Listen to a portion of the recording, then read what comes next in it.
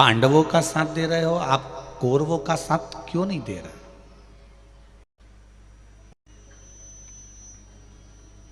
ऐसा कारण क्या है? वो कौन सा कारण है कि जिससे तुम पांडवों का साथ दे रहे हो और कौरवों का साथ नहीं दे रहा है? केवल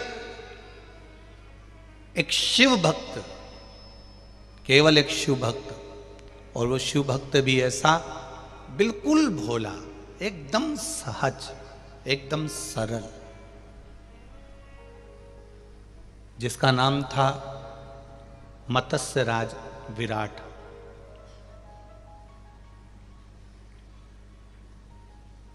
जिसका नाम मत्स्य राज विराट है।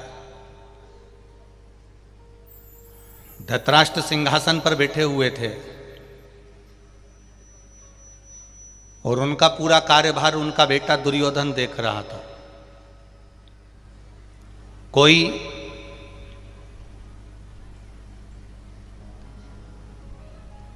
विधायक के सिंहासन पर बैठ जाता है, कोई सांसद के सिंहासन पर बैठ जाता है, कोई मंत्री पद प्राप्त हो जाता है, कोई राजसी सत्ता प्राप्त हो जाती है।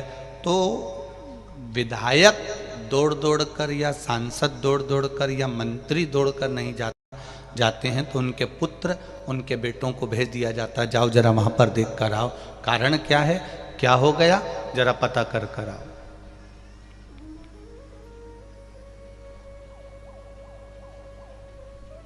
धृतराष्ट्र नहीं जाते थे देखने के लिए,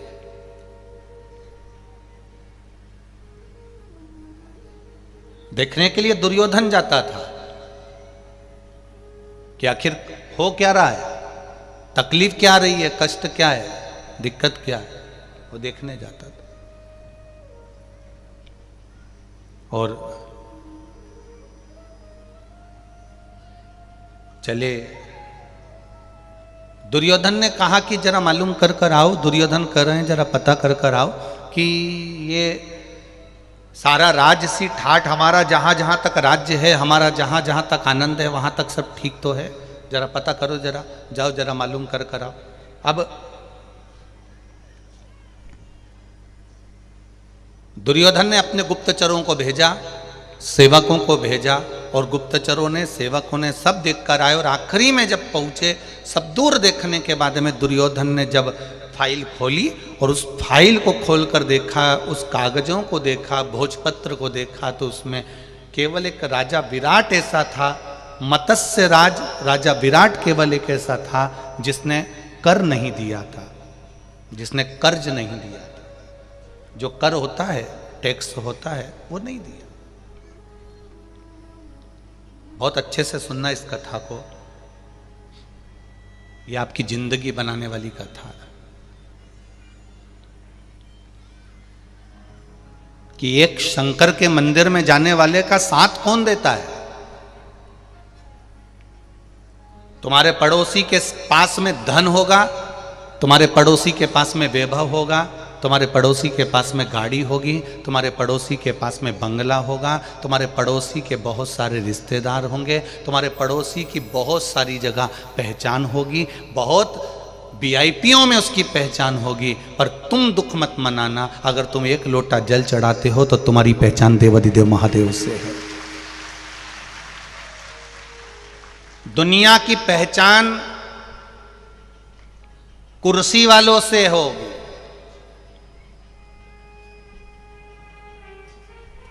दुनिया की पहचान सत्ता वालों से है, दुनिया की पहचान कुर्सी वालों से है, दुनिया की पहचान मिनिस्टर से है, दुनिया की पहचान कलेक्टर से है, पर एक साधारण शिव भक्त की पहचान केवल डमरू वाले से है, केवल डमरू वाले।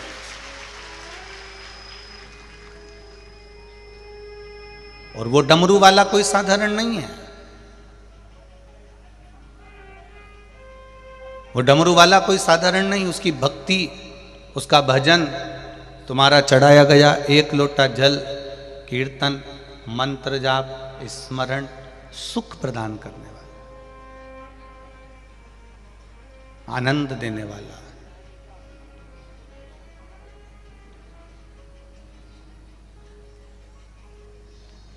राजा विराट, मत्स्य राज राजा विराट भगवान शिव की भक्ति में लगा हुआ था। उसको नहीं मालूम कि दुर्योधन ने क्या चाल चली है, दुर्योधन कर क्या रहा है, उसको ज्ञात नहीं है, उसको मालूम नहीं है।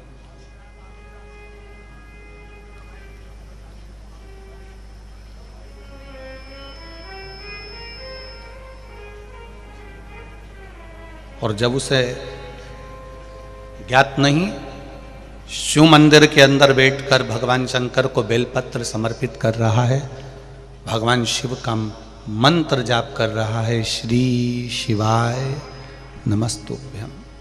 पंचाक्षर मंत्र बोल रहा है, नमः शिवाय।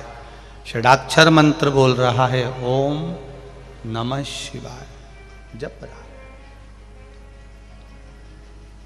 कर रहा है वो मंत्र का जाप, कर रहा है वो स्मरण कर रहा है वो।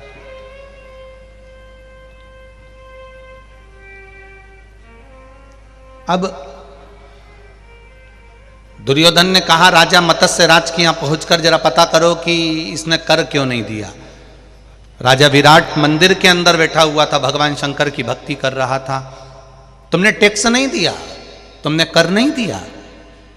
राजा विराट ने कहा, मैं शिव मंदिर के अंदर बैठा हूं, सत्य कह रहा हूं, मेरे पास में इतना धन नहीं है कि मैं इस बार का टैक्स जमा कर सकूं या इस बार का मैं कर दे सकूं।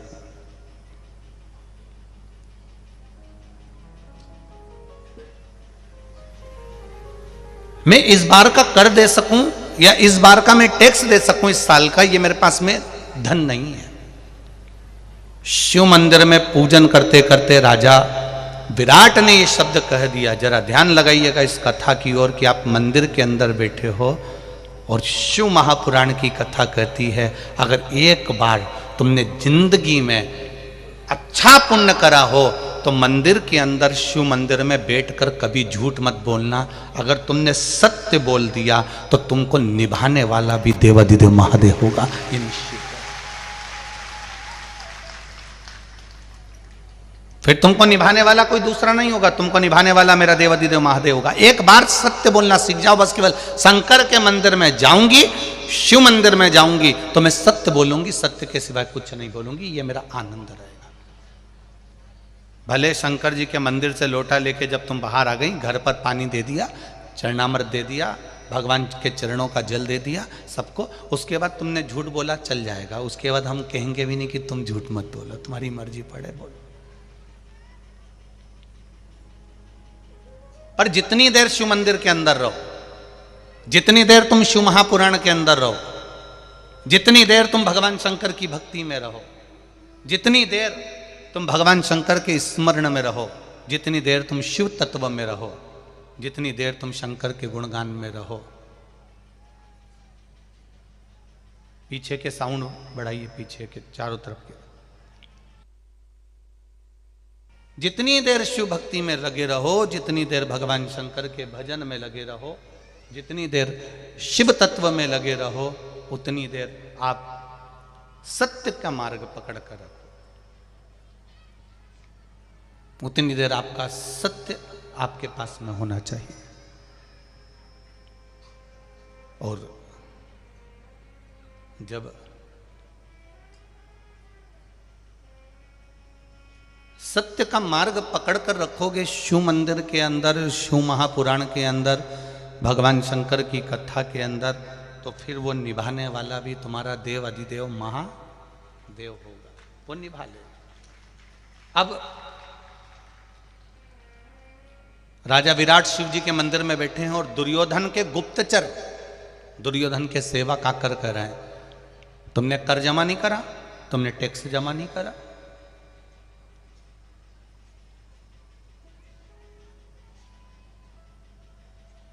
तुमने कर नहीं दिया है, तुमने टैक्स नहीं दिया है।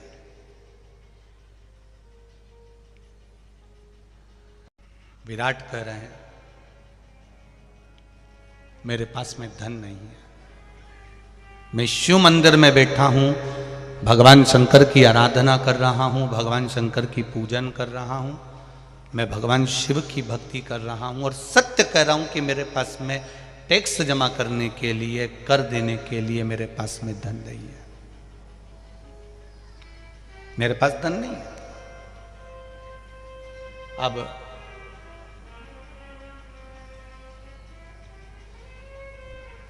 दुर्योधन भी शिव जी को मानता था, तो भगवान शंकर के मंदिर से चल दिया। ठीक है, कोई बात नहीं। अब देवादिदेव महादेव वहां से सब शिव मंदिर में बैठे हुए मेरे शंकर, शिव मंदिर में बैठे हुए मेरे ओगड़ी, शिव मंदिर में बैठे हुए मेरे देवादिदेव महादेव, ये सब आनंद देख रहे थे, आनंद ले रहे थे। राजा विराट के यहाँ से मंदिर से जैसे ही निकलकर दुर्योधन चला, और दुर्योधन जैसे ही निकल के चला तो इतने में जो दुर्योधन के गुप्तचर थे, दुर्योधन के जो सेवक थे, उन सेवकों ने राजा विराट की गौशाला को देखा कि उस गौशाला में इतनी सारी लाखों गाय हैं, इतनी गाय।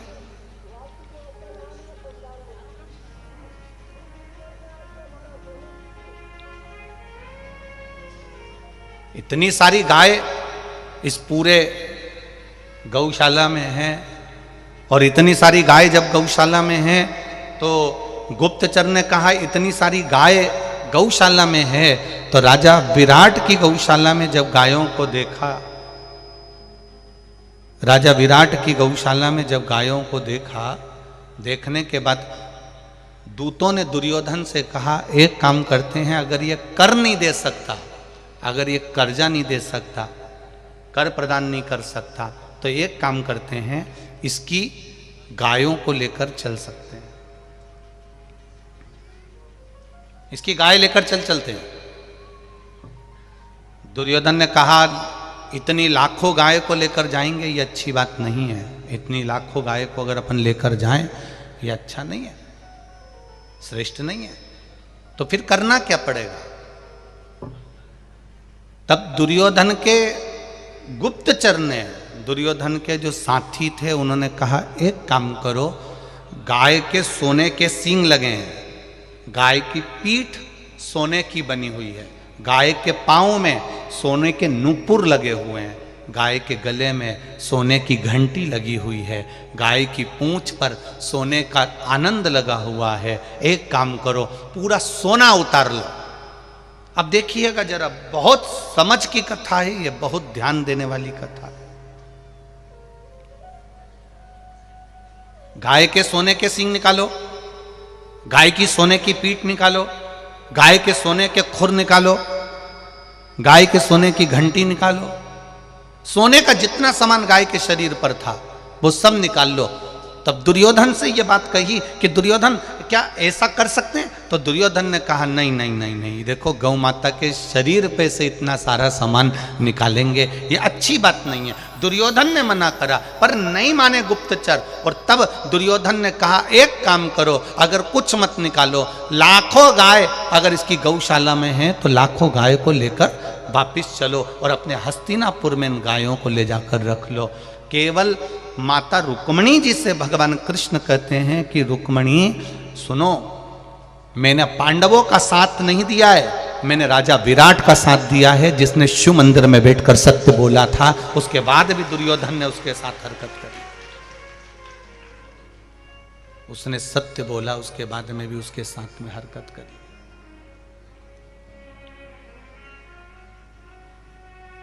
वो तो सत्य बोला है, और सत्य बोलने के बाद में भी उसकी हरकत जो कर रहा है दुर्योधन वो श्रेष्ठ नहीं है, जो उसने करा उसमें श्रेष्ठता नहीं है। शिव महापुराण की कथा कर रही है, आशुतोष शिव महापुराण की कथा कर रही है कि आप शिव के मंदिर में बैठकर आपकी जब सत्य भाव प्रकट होता है, शंकर के मंदिर में बैठकर आपका जब हृदय से आप सत्य भाव प्रकट करते हो तो शंकर आपका साथ निभाता है। तो यहाँ भगवान कृष्ण अगर पांडवों का साथ दे रहे हैं तो केवल पांडवों का साथ नहीं दे रहे, भगवान कृष्ण स्वयं देवादिदेव महादेव का साथ दे रहे हैं, जिनके मंदिर में राजा विराट ने सत्य कह दिया था और उसको जानकर भी दुर्योधन ने गौ माता का हरण कर लिया था। उसको जानकर भी हरण किया गया,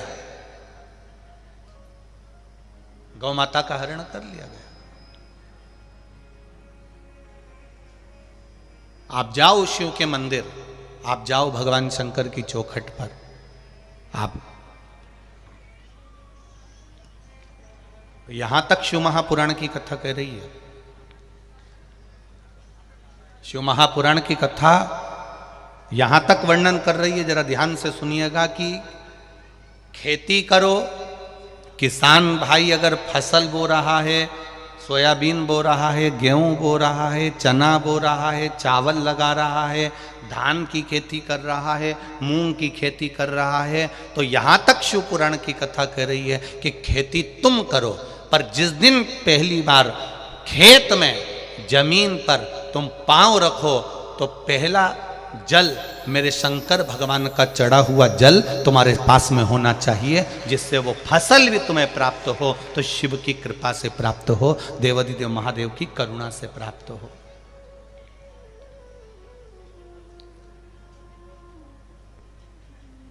भगवान शिव की कृपा से हमको मिले। महाराज पूरी जिंदगी, पूरा जीवन, जैसे एक किसान पूरा जीवन जमीन पर निकाल देता है, उसी तरह एक माता पिता भी अपना जीवन अपनी औलाद के लिए निकाल देते हैं। अपनी औलाद के लिए एक माता पिता पूरा जीवन निकाल देते हैं।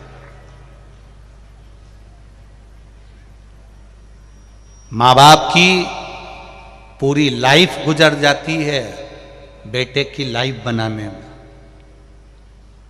बोलो री छत्तीसगढ़ वाली जीजियां सही है कि गलत है?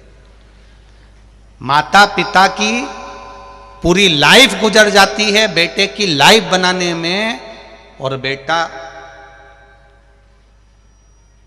इंस्टाग्राम पर, स्टेटस पर लगाता है my wife is my life. बेटा लगा, उसने एक बार नहीं लगाया कि मेरे माता पिता मेरी लाइफ हैं। शादी होने के बाद उसने लगाया कि my wife is my life, मेरी वाइफ ही मेरी लाइफ है। तो इतनी पढ़ाई काय को करी, वो तो तेरे को यूं ही मिल जाती, ऐसे ही काय को पढ़ा तू इतना? क्यों माता पिता ने तेरे लिए इतना कर्जा उठाया? क्यों माता पिता ने इतना काम करा तेरे लिए? दिन रात खेत में काम करता रहा, दिन रात जमीन में काम करता रहा, गीले में उसके पांव तक गलने लगे। जब धान की खेती करता है तो पांव तक उसके गीले गीले रहते हैं, ठंड बैठ जाती है शरीर में, श्वास की दमे की तकलीफ हो जाती है उसको, ठंड गर्मी बारिश सब ऐसे ही निकाल देता है केवल अपने बच्चे की लाइफ बनाने के लिए। और बेटा जब बड़ा हो जाता है, वो लाइफ जब बन जाती है, खूब पढ़ लेता है, शादी भी माता पिता कर देते हैं, तब स्टेटस पे लगा देता है, इंस्टाग्राम पर डाल देता है, फेसबुक पर डाल देता है my wife is my life.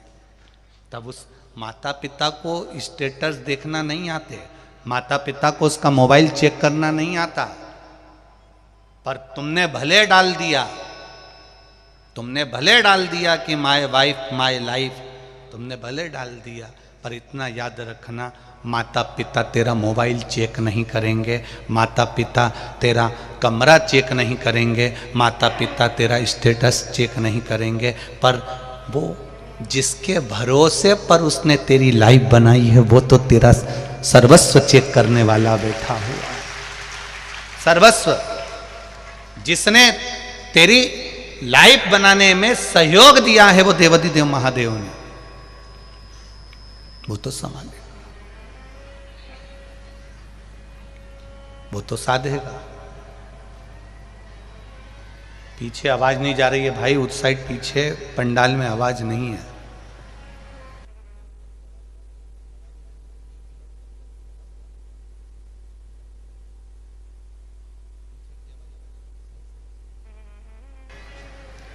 Shambhu आप बढ़ा रहे हो तो इधर इधर की बढ़ गई, फिर इधर की बढ़ गई है, इधर की कम करके उधर की बढ़ाई।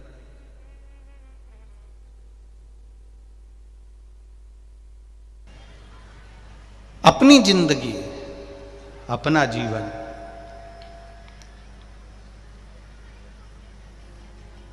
शिव महापुराण की कथा कह रही है, भगवान शंकर का चरित्र कह रहा है, भगवान देवादिदेव महादेव का पावन चरित्र वर्णन कर रहा है, भगवान शिव की कथा कर रहे हैं।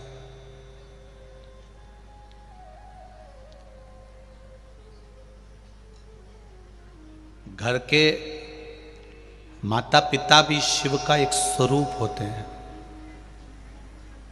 घर के बुजुर्ग भगवान शंकर का एक स्वरूप होते हैं। कोई कहे हमारे माता पिता भेद करते हैं, कोई कहे कि वो बड़ों को चाहते हैं, छोटे को चाहते हैं, कोई के मंझले को चाहते हैं, कोई के चौथे नंबर को चाहते हैं, कोई के तीसरे नंबर को चाहते हैं, कोई के दूसरे नंबर को चाहते हैं, कोई के पहले नंबर को चाहते हैं, कोई कहे पांचवें नंबर को चाहते हैं। शिव पुराण की कथा कर रही है, वो किसी को भी चाहें, पर कर्तव्य तुम्हारा होना चाहिए कि वो जन्मदाता है तुम्हारे, इसलिए तुम उनका आदर करो, तुम उनका सम्मान करो, तुम उसका सत्कार करो। वो जन्मदाता है तुम्हारे।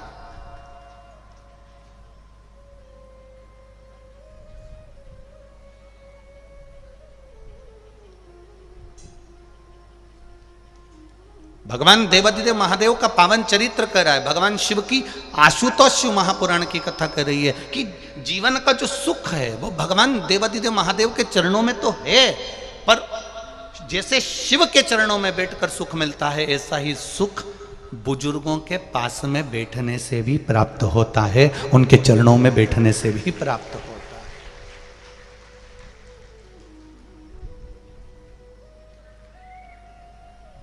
एक पत्नी हमेशा अपने पति को रुआब दिखाती है, छत्तीसगढ़ की नहीं है?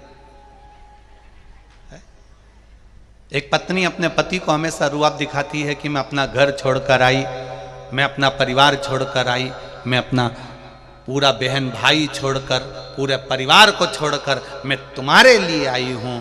तो एक पति को भी रुआब दिखा कर कह देना चाहिए कि मैं भी तेरे चक्कर में अपने माता पिता से बुरा हो रहा हूं, मैं भी हो रहा हूं, ऐसा नहीं कि केवल तू ही। नारी तो अपने घर का केवल मायके को छोड़कर ससुराल में आती है, पर सबसे ज्यादा अगर दुख झेलना पड़ता है तो पति को झेलना पड़ता है। माता पिता कहते हैं जब से वो आई तू उसका हो गया, और ये दिन भर टाचा मार मार कर कहती रहती है तुम्हारे माँ बाप, तुम्हारे माँ बाप, तुम्हारे माँ बाप, तुम्हारे माँ बाप। अब बेचारा मंदिर के घंटे की तरह बीच में टंगा रहता है, बीच में टंगा। किसकी ओर बोले वो, किससे कहे?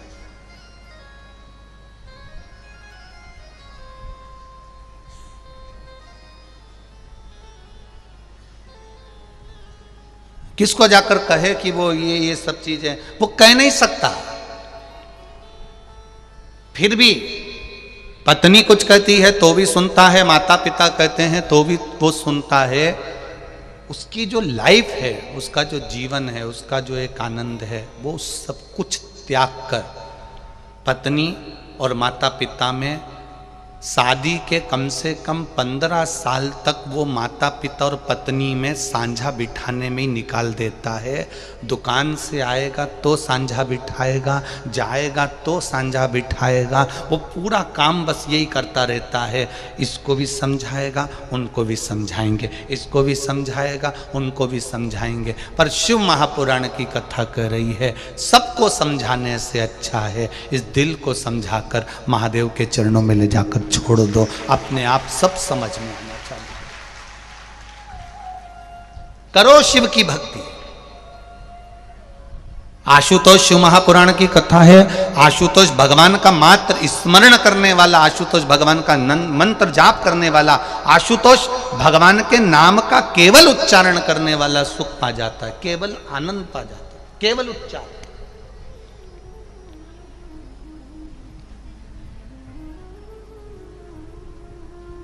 भक्ति करेगा तो बड़ा ही सुख पाएगा, भक्ति से आत्मा का मेल जुल जाएगा।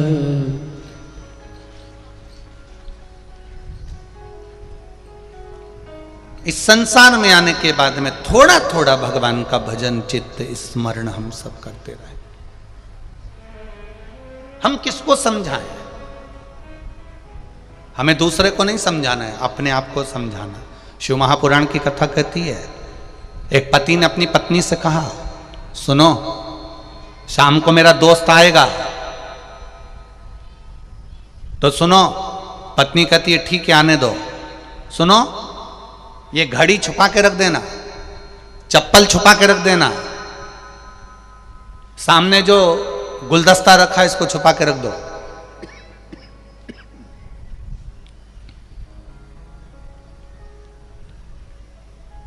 घड़ी छुपा दो, चप्पल छुपा दो, सामने सामान रखा है उसको छुपा दो, मोबाइल छुपा के रख दो।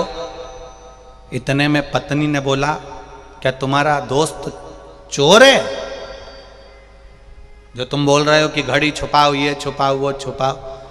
पति बोला नहीं, वो अपने सामान को पहचानता है, चोर वो नहीं है, चोर हम हैं जो हम उसके यहां से सामान लेकर आ गए। हमको लग रहा है कि सामने वाला व्यक्ति बेकार है, हमको लग रहा है उसने ऐसा कह दिया, हमको लग रहा है वो ऐसा है, पर शिव पुराण कहती है बुरा जो देखन में चला बुरा न मिलिया कोई। हम जितने बुरे हैं संसार का कोई व्यक्ति उतना बुरा नहीं। अपने आप को समझाओ।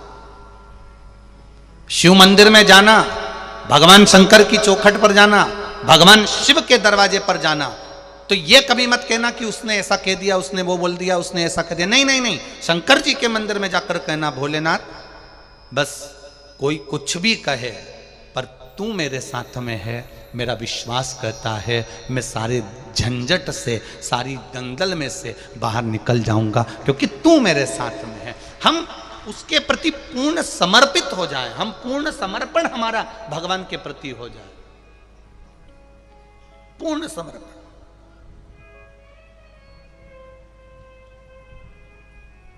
कितना सुंदर संवाद है। पार्वती मैया सती मैया का अवतार है। राजा हिमालय राज के घर में माता पार्वती का जन्म हुआ। मैनावती के गोद में माता पार्वती जी खेली।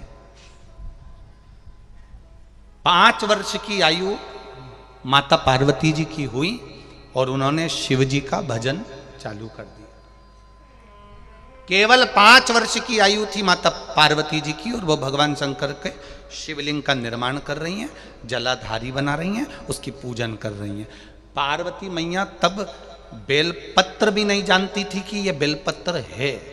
पार्वती मैया तब जानती नहीं थी कि ये शिव जी को पत्ती चढ़ती है। एक बार माता पार्वती जी जब शिवलिंग का निर्माण करती हैं, भगवान शंकर का पूजन करती हैं, तब माता पार्वती सब जगह की पत्तियां तोड़कर भगवान शंकर का श्रृंगार करती हैं।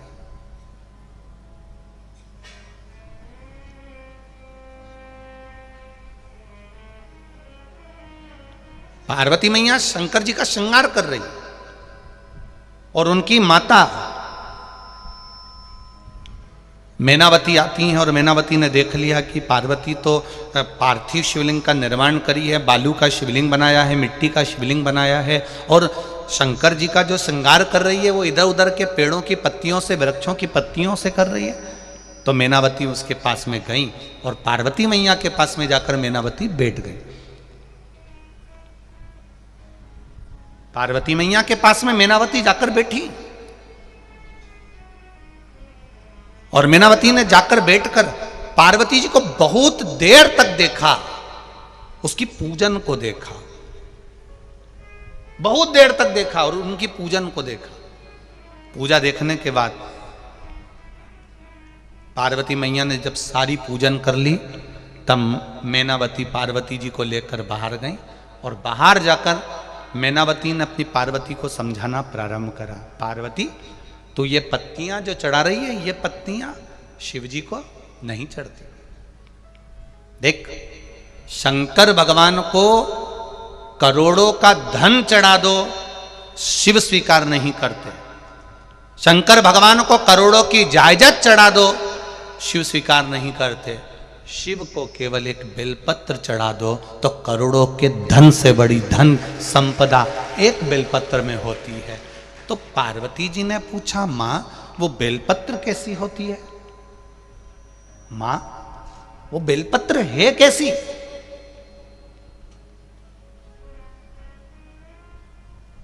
अब किसी ने एक प्रश्न किया, गुरुजी पार्वती जी के नयन अश्रु से बेलपत्र बनी है। तो ये तो तुमने पार्वती जी के जन्म के बाद की कथा सुनी है, पर बेलपत्री का जो जन्म है, बेलपत्र का जो प्रागट्य है, ये पार्वती मैया से पहले जो माता उमा हो गई, जिनका विवाह भगवान महेश के साथ में हुआ, वो माता उमा के समय की ये बेलपत्र है। अब सोचो, 50 जन्म पहले माता पार्वती के, 50 जन्म पहले माता उमा का जन्म हो चुका था, इतने जन्म पहले की ये बेलपत्र है।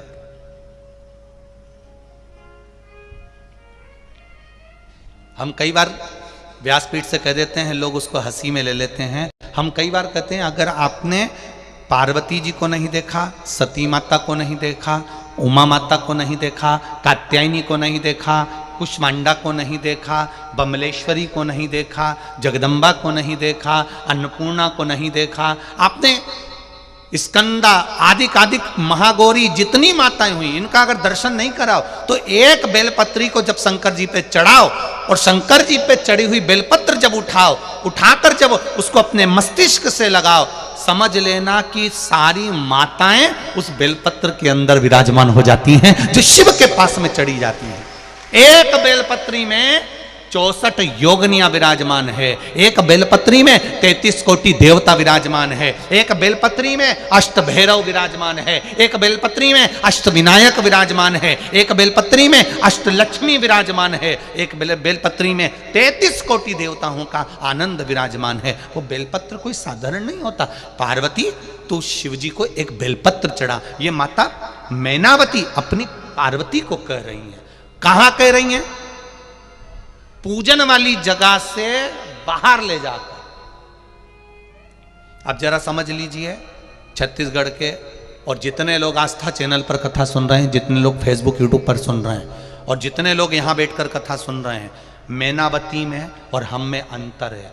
हम व्यक्ति को टोकते कहां पर हैं? भगवान की जब वो पूजन कर रहा होता है तब। मैनावती ने वहां नहीं टोका, पार्वती को वहां नहीं बोला। मैनावती ने देख लिया कि पूजन कैसी कर रही है, पत्ती कैसी चढ़ा रही है, क्या कर रही है, तब पार्वती मैया का हाथ पकड़कर बाहर लेकर गई शंकर के मंदिर से, शिवालय से बाहर ले जाकर मैनावती ने कहा कि पार्वती, शिव जी को अगर तू बेलपत्र चढ़ाएगी तो शंकर भगवान स्वीकार करेंगे। ऐसे तुझे बेलपत्र चढ़ाना है, ऐसे तुझे जल चढ़ाना है। ये शिव जी के सामने मैनावती ने नहीं कहा, शिव जी के पास से जाकर कहा। क्यों? अगर मैनावती कहती है मैं शंकर जी के सामने बैठकर तुझे अगर ज्ञान दूंगी तो वो ज्ञान श्रेष्ठ नहीं होगा। भगवान को लगेगा कि मैनावती को इतना अहंकार आ गया, इसलिए मैं वहां ज्ञान नहीं दे सकती, मैं तो भोलेनाथ जी के चरणों की दासी हूं, बाहर जाकर समझाऊंगी। और हम उल्टे हैं। कई माताओं की आदत रहती है, मंदिर में कोई पूजन करने आई और इसने टोकना, इधर मत बैठो, उधर बैठो, ऐसे मत चढ़ाओ, ऐसे चढ़ाओ, ये मत करो, ऐसा करो, तो समझ लेना ये मैनावती से भी ऊंची है। मैनावती से भी ऊंचा ज्ञान इसमें आ गया, जो ये शंकर जी के सामने बैठकर ज्ञान दे रही है। माता ब्रह्मा जी की धर्म पत्नी ब्रह्माणी को अहंकार आ गया था, सरस्वती को अहंकार आ गया था, वीणा देवी को अहंकार आ गया था कि मुझ में स्वर की आनंदता है, मैं स्वर की देवी हूं, मुझ में संगीत भरा है, मुझ में स्वर भरा है, मुझ में विद्या भरी है, मुझ में ज्ञान भरा हुआ है। ब्रह्मा जी ने जान लिया कि इसको इतना अहंकार आ गया, ब्रह्मा जी उसको शिव जी के पास ले गए। शंकर जी ने जान लिया कि सरस्वती को इतना अहंकार है, शंकर जी ने एक सभा रखी, इंद्र के यहाँ पर सभा चल रही थी, सब बैठे थे, देवादिदेव महादेव उस जगह पर पहुंच गए। तुमरुका जी आ गए, शंकर भगवान के भक्त तुमरुका जी, जिनके हाथ में वीणा है, करताल है, मुख घोड़े का लगा है, मुख घोड़े का लगा।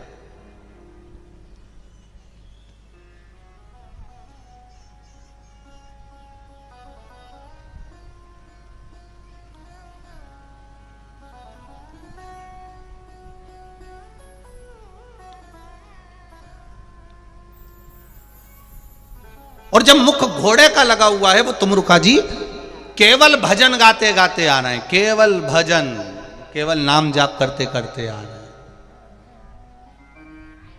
अब इंद्रदेव ने सरस्वती माता से कहा, मां आप भी वीणा उठा लो। देवऋषि नारद से कहा, आप भी वीणा उठाओ। इधर सरस्वती मैया गाना चालू करती है तो सारे देवता उठ उठ कर चले जाते हैं, और तुमरुका जी गाना चालू करते हैं तो 33 कोटि देवी देवता आकर बैठ जाते हैं। सरस्वती मैया की आंख में से आंसू बहने लगे कि मेरी गायकी में, मेरे स्वर में ऐसा क्या है कि सारे देवता चले गए, और वो घोड़े का मुंह लगा है, शंकर जी का भक्त घोड़े का मुंह लगा है और गा रहा है।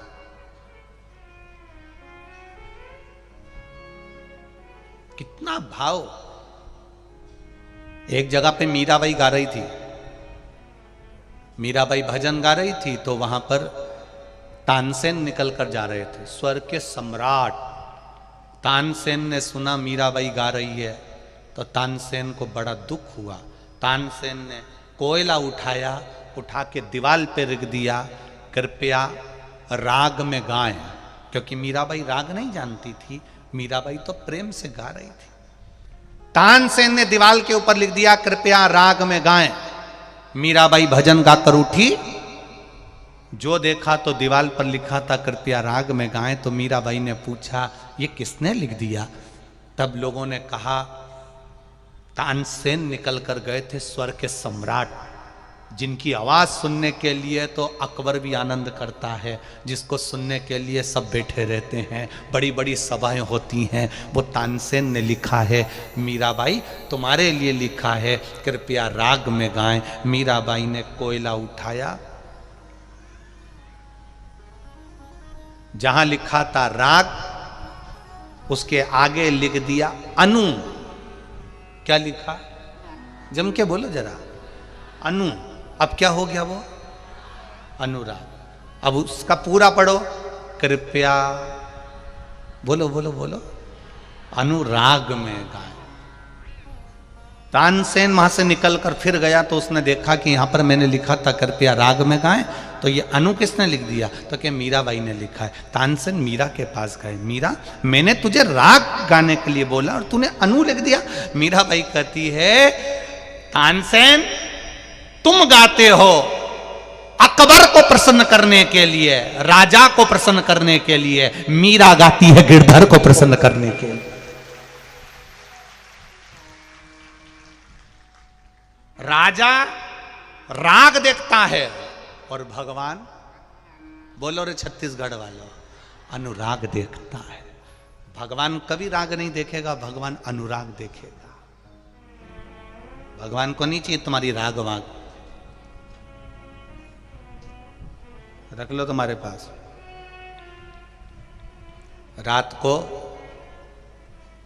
माताएं और ये छोरा हो, ये नवयुवक छोरे और बूढ़ी बूढ़ी माताएं रात को जब गाती हैं, उनको देखने लायक है।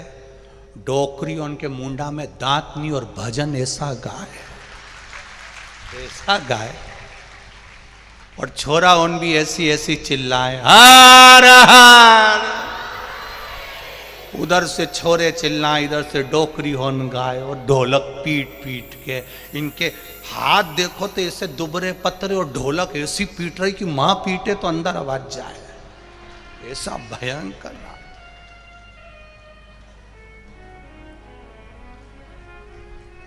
और कोई तो नाच रही, कोई गा रही, कोई घूम रही, कोई भाई बैठी बैठी डोल रही।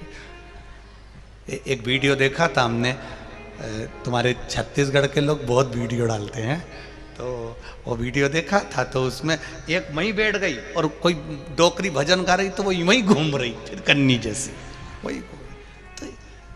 और हमारा तो निवेदन है, बालोदा बाजार या आसपास के जितने शहर लगे हैं, कौकड़ी गांव के जितने आसपास में नगर लगे हैं, ये नज़ारा बार बार देखने को नहीं मिलेगा। आओ, दर्शन करो और अपने जीवन को धन्य बनाओ।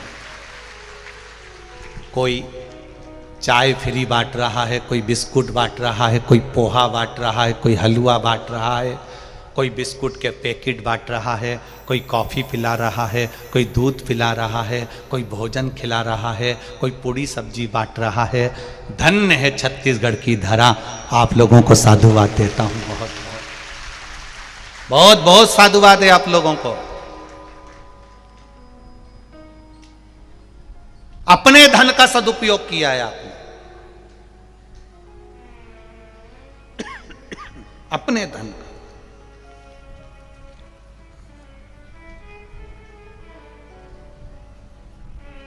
ये छत्तीसगढ़ के लोगों ने जो खिलाने की जो आदत डाली है, लोगों को खूब प्रेम देने की आदत डाली है, ये कहीं उस परमात्मा की कृपा से प्राप्त हुआ है और उसको आनंद के साथ जनमानस तक पहुंचना चाहिए। इसीलिए तो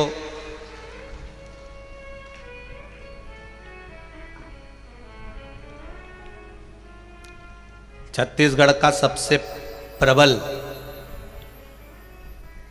धान के कटोरे का सबसे प्रिय त्योहार कल आ रहा है।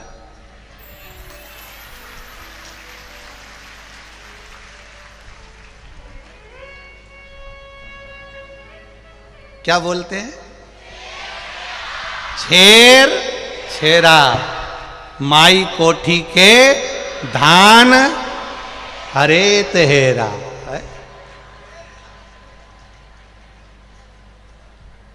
छेर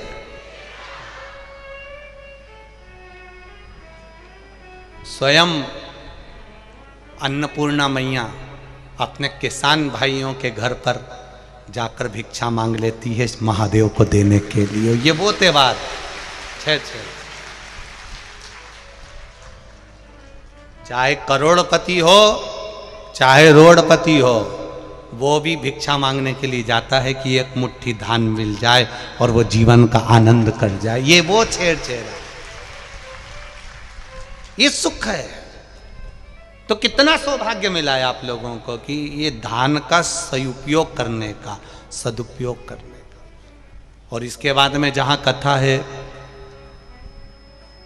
परभणी में 13 तारीख से 17 तारीख तक शाम को 4 बजे से 7 बजे तक, परभणी वालों को भी कहना चाहूँगा, ये मौका 5 दिन कहीं ना कहीं तुम्हारे भाग्य का था, इसलिए कहीं भोलेनाथ को कुछ कृपा करना होगी।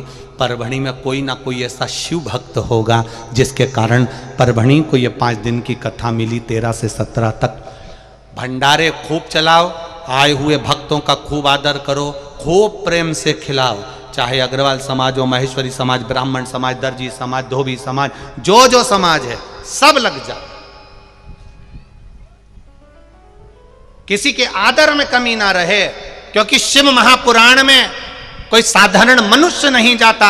शिव महापुराण की कथा सुनने के लिए स्वयं मेरा महादेव पार्वती को लेकर आता है।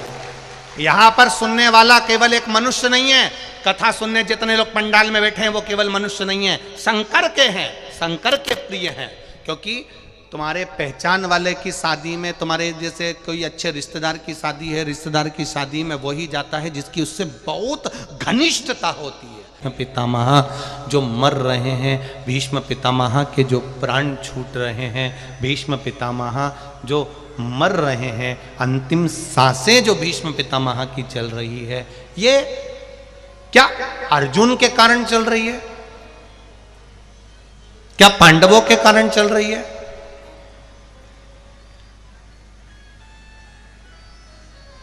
ये भीष्म पितामह को बाण क्यों लगा?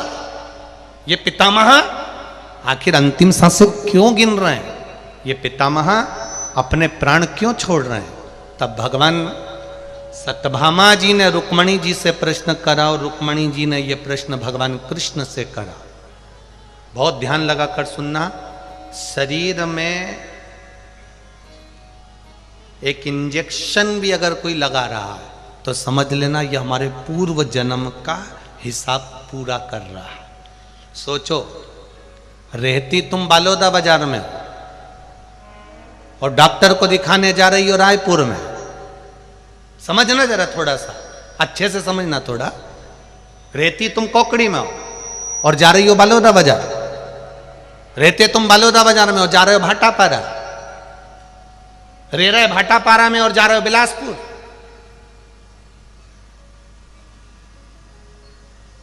रह रहे बिलासपुर में और जा रहे राजनंदगांव। आधे गांव तो हमको वैसे ही याद हो गए, छत्तीसगढ़ के हो। तो जरा विचार करिएगा, थोड़ा सा ध्यान में लगिए। तो ये विचार करो कि यहां रहे हो, रहते यहां पर हो और दिखाने वहां क्यों जा रहे हो, और वहां के डॉक्टर से इलाज क्यों करवा रहे हो, और वहां के डॉक्टर से इंजेक्शन लगवा रहे हो। शरीर को कहीं ऑपरेशन हो रहा है, कहीं कट रहा है, कहीं काटा जा रहा है। कारण क्या है? उसका एक कारण है, पूर्व में तुम्हारा और उसका कोई बैर रह गया होगा, पूर्व का कोई लेन देन रह गया होगा, जो तुम कोकड़ी छोड़कर भाटापारा पहुंच गए, बालोदा बाजार पहुंच गए, बालोदा बाजार से तुम रायपुर पहुंच गए, कहीं बिलासपुर पहुंच गए। तुम्हारा लेन देन कुछ रहा होगा, हमारा भी कहीं खाना पीना रह गया होगा, भोजन का अन्न का दाना रह गया होगा। इसलिए जहां कथा करने जाते हैं वहां का आनंद पाकर ये सोचते हैं कि पुराना हिसाब था जो आते कहीं। जायसवाल परिवार कथा करा रहा है, बड़ा सरल परिवार है, बड़ा सहज। हमने तीनों भाइयों को देखा, उनके पिताजी को देखा, किसी से कुछ नहीं बोलना, कोई शब्द नहीं, कुछ भी नहीं, कुछ नहीं। ये कुछ पत्र आए हैं बहुत सारे, हम व्यासपीठ से वाचना नहीं चाहते उन पत्रों को जो आप लोगों ने लिखा है। हम आपके हृदय की बात को जानते हैं, हम नहीं बोलना चाहते। पर कोई सोचे कि जायसवाल जी ये व्यवस्था करवा रहे हैं कि भाई ये वीआईपी पास होना या ये पास होना या वो पास होना, जायसवाल जी की तरफ से मैं कह सकता हूँ इस दिल से, उन्होंने नहीं कहा होगा कि किसी को वीआईपी रखो कि किसी को क्या। ये मैं, जिस व्यक्ति जो कथा कराता है जजमान, जिसके घर का हम अन्न पाते हैं, हमारा दिल कहता है कि वो व्यक्ति नहीं कह सकता कि आप ऐसा। ये तो लोगों के भाव होंगे कि यहाँ इसको बिठा दो, वहाँ उनको बिठा दो, यहाँ ऐसा कर लो। पर दिल से कहना चाहूंगा आप सबको, दिल से।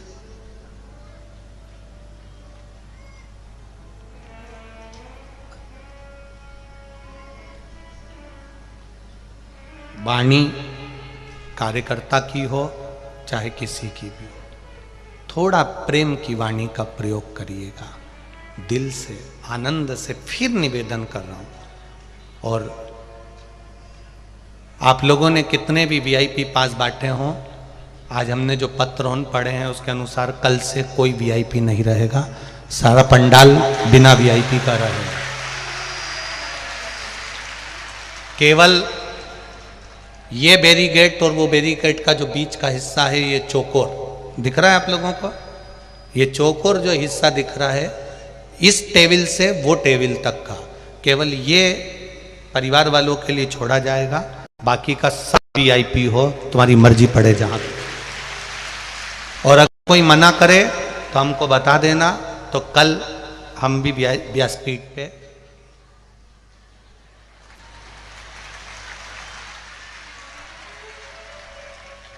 कोई दिल्ली से आया है, कोई आगरा से आया है, कोई कानपुर से आया है, कोई कहीं से आया है, और आप लोगों को अगर कष्ट हो तो हमको अच्छा नहीं लगेगा।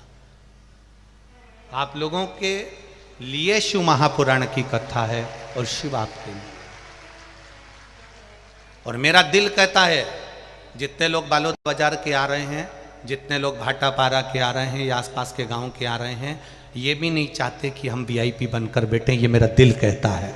मेरे बालोदा बाजार के लोग ऐसे नहीं हो सकते जो कहें कि हमको आगे बिठाओ, हमको पास दो, हम बैठेंगे आगे। मेरे बालोदा बाजार के लोग ऐसे नहीं हो सकते। मेरा छत्तीसगढ़ मेरी जान है। धान का कटोरे को मैं जानता हूं उनका प्रेम कितना है। ये नहीं कह सकते कि आप मुझे आगे बिठाओ कि पीछे बिठाओ। इनका प्रेम ही इतना है कि पलक पावड़े बिछाते हैं लोगों के लिए। तो ये क्यों कहेंगे कि हमको बिठाओ कि उनको बिठाओ। पहले आओ पहले पाओ, जहां मर्जी हो वहां बैठ जाओ। बस ये जरूर है कथा चालू होने से पहले जहां जहां जगह मिल जाए वहां बैठ जाओ, और कथा होने के बाद जब कथा पूर्ण हो जाए तब जो रात को सोने वाले होते हैं वो पंडाल में अपना आसन बिछाएं और प्रेम से आनंद से सोएं। किसी को मना नहीं, पर इस कंपाउंड को छोड़कर।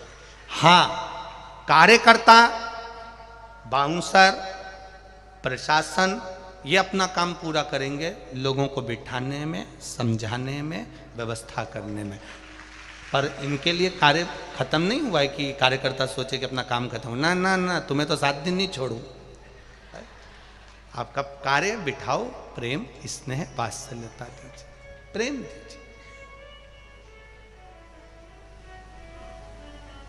गुलाब जामुन खाओगे तो भी वहीं जाओगे, बादाम खाओगे तो भी वहीं जाओगे। हो, कहीं पे भी बैठ के कथा सुन लो, मिलेंगे कैलाश पे। हो, दिल रखकर श्रवण करिए, आनंद रखकर सुनिए। कितना सरल है जायसवाल परिवार, कितना। मैं तीनों भाइयों को 2-3 दिन से, 4-5 दिन से देख रहे हैं, उनके पिताजी को देख रहे, परिवार को देख रहे। वास्तवता है इनकी सहजता, इनकी सरलता और इनका आनंद, इनका पूरा प्रेम। कोई मतलब नहीं। आनंद, प्रसाद पवाया, आनंद लिया, घूमे। और कार्यकर्ताओं का भी रुख आनंद व्यवस्थाओं में जो लगे हैं, बहुत कार्यकर्ताओं के साथ में राष्ट्रीय स्वयं संघ के, आरएसएस के भक्त सेवक लगे हैं, बजरंग दल के लगे हैं, विश्व हिंदू परिषद के, हिंदू उत्सव समिति के, बहुत सेवा कर रहे हैं, बहुत साथ। ये चित्त है आपका, ये आनंद है। करो दिल से सेवा, उसका फल। शिव महापुराण की कथा कर रही है, भगवान शंकर का पावन चरित्र कर रहा है, शिव तत्व कह रहा है।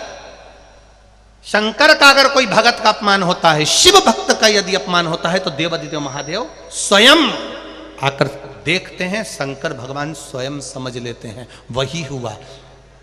सत्यभामा जी ने रुक्मणी जी से प्रश्न किया, रुक्मणी जी ने भगवान कृष्ण से प्रश्न किया। मेरा प्रश्न का उत्तर दीजिए वसुदेव। हे कन्हैया, हे कृष्ण, मेरे प्रश्न का उत्तर दीजिए। क्या प्रश्न है आपका? मेरा प्रश्न केवल एक है। क्या प्रश्न? कि भीष्म पितामह को अर्जुन ने मारा है क्या? भीष्म पितामह मर किसके चक्कर में रहे हैं? भीष्म पितामह किसके चक्कर में मर रहे हैं? भगवान कृष्ण ने कहा, भीष्म पितामह को मारने वाला अर्जुन नहीं है, भीष्म पितामह को मारने वाला एक शिव भक्त है। शिव भक्त, भगवान शंकर का गण। शंकर का जो भक्त होता है वो शिव का गण होता है। हम कई बार व्यासपीठ से आप लोगों को भी शिव गण कह देते हैं। आप जितने लोग कथा सुनने आते हो, टीवी पर सुनते हो, मोबाइल पर सुनते हो, हम इनको कह देते हैं शिव गण हो आप, शंकर के हो आप, शिव के भक्त हो आप, शंकर के उपासक हो आप, शिव की आराधना आप करते हो, शिव तत्व को आप जानते हो। कहा, भगवान कृष्ण ने कहा, भीष्म पितामह को अर्जुन ने नहीं मारा है, भीष्म पितामह अगर मर रहे हैं, भीष्म पितामह के अगर प्राण छूट रहे हैं, उनको मारने वाला अर्जुन नहीं, उनको मारने वाले पांडव नहीं, गंगा पुत्र हैं भीष्म पितामह, जिनके प्राण एक शिव भक्त के कारण छूट रहे हैं। उनको मारने की सामर्थ्यता ना अर्जुन में है ना पांडवों में है, उनको मारने की सामर्थ्यता केवल एक शिव भक्त में हो सकती है, क्योंकि ये गंगा पुत्र भीष्म पितामह है, साधारण नहीं। हम पहले कथा में कहे, आज फिर कहते हैं, माता पिता से नहीं डरना मत डरो, वेद पुराण से नहीं डरना मत डरो, धर्मशास्त्र से नहीं डरना मत डरो, गुरुओं से नहीं डरना मत डरो, माता पिता से नहीं डरना मत डरो, घर के बुजुर्गों से नहीं डरना मत डरो, पर इतना याद रखना, अपने कर्म से जरूर डरना, क्योंकि कर्म का भोग तो परमात्मा को भी भोगना पड़ता है। तो अपन क्या है, भीष्म पितामह ने जो पूर्व में करा है उस कर्म का भोग पितामह को भोगना पड़ रहा है। उन्होंने एक सांप को अपने दास से कहकर कांटों में पटकवाया था, इसलिए बाणों की सैया पर पड़े रहे, पर प्राण छूट क्यों रहे? बाण लगे तो लगे क्यों? भीष्म पितामह के शरीर में बाण चुभे क्यों? उसका कारण क्या था? वो मर क्यों रहे? प्राण क्यों छूट रहे? केवल एक शिव भक्त, एक शिव भक्त। एक बार काशी नरेश की 3 लड़कियां, अंबा, अंबिका, अंबालिका, नाम बोलो फिर से, अंबा, अंबिका, अंबालिका, 3 लड़कियां। अब काशी नरेश की 3 बेटियां, इधर भीष्म पितामह को मालूम पड़ा कि काशी नरेश के यहां पर स्वयंवर है बेटियों का। भीष्म पितामह ने सोचा, मेरे घर के विचित्र वीर जो मेरे भाई बंधु हैं, उनका विवाह इन कन्या से होना चाहिए। भीष्म पितामह अंबा, अंबिका, अंबालिका, इन तीनों का स्वयंवर हो रहा था। स्वयंवर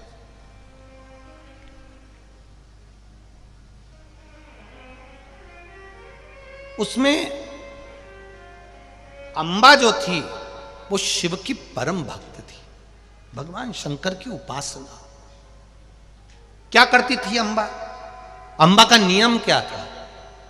अंबा का एक ही नियम था, शिव मंदिर में जितने दिए, दीपक, शिव मंदिर में जितने दीपक ठंडे हो जाते थे, ठंडे मतलब समाप्त हो जाते थे, दिए बुझ जाते थे या ठंडे हो जाते थे या समाप्त हो जाते थे, उनमें कोई प्रकाश नहीं होता था, बुझ जाते थे, ठंडे हो जाते थे, उन दियों को इकट्ठा कर कर, साफ कर कर, वापिस एक डलिया में रख देती थी।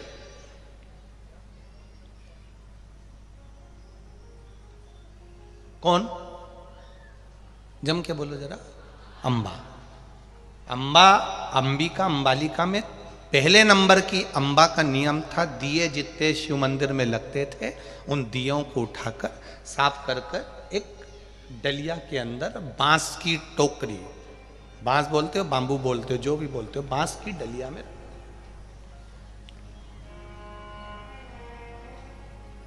अब तीनों का स्वयंवर है, बड़े बड़े राजा बैठे हुए हैं। अंबा जिस राजा शाल्य को चाहती थी वो राजा शाल्य भी आया है, पर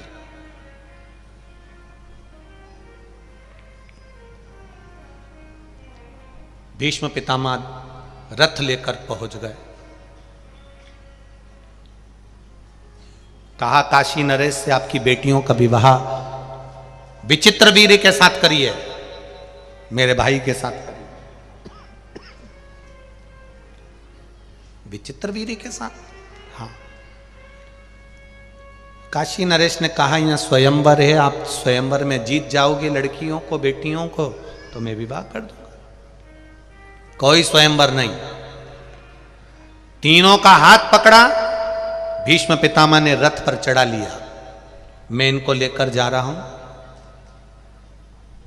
आप कन्यादान करने के लिए जाइए। तीनों कन्याओं को ले गए। इतने में अंबिका और अंबालिका तो वहां रहीं, पर अंबा ने भीष्म पितामह के सामने हाथ जोड़कर कहा कि मैं एक वर को चाहती हूं और मैं उसी के साथ विवाह करना चाहती हूं। जब सुना, राजा शाल्य भी उस स्वयंवर में बैठा हुआ था जिसका युद्ध भीष्म पितामह के साथ हुआ था। भीष्म पितामह तीनों कन्याओं